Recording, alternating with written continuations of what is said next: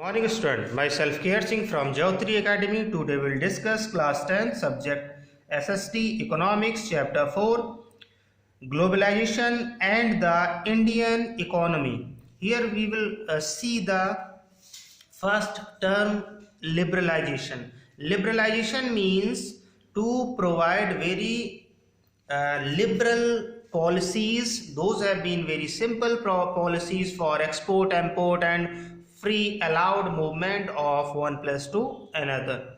So liberalization of Indian economy started in early 1990. So liberalization will be popular in 1990 when Dr. Manmohan Singh is the finance minister. Thereafter, government have strict control before liberalization. Before liberalization, the government have been making different types of very strong rules and regulation. That's why the manufacture and export and import have been fully controlled by the government.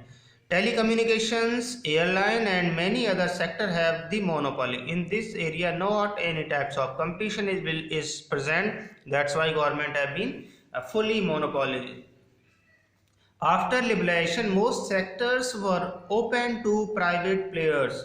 When liberalization will be introduced thereafter, some private organization also came and they have been also open new types of other things.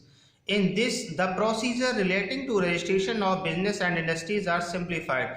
In liberalization, the registration process of business and industries have been very simple way, and different types of hard and fast rule have been reduced. That's why it is very popular for the opening of or introduction of new business organization or industry have been coming to our country. Thereafter, import export are freely allowed.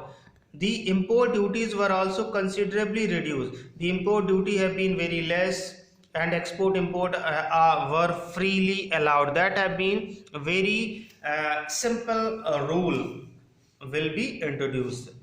Thereafter, pre-liberalization scenario. In pre-liberalization scenario, middle of the 20th century, production was largely at that time period. So it will be organized within the country. It will be organized within a country and it will be fully controlling inside the country. Every country wanted to be self-dependent in production of goods and services. Every country think that we must be self-dependent and we must have arranged different types of things. Production of goods and services will be fully controlled by that particular country. Only few raw material were traded internationally. Most of the raw material will be utilized within a country and only few of them have been traded to the other country. India exported raw material and imported finished good.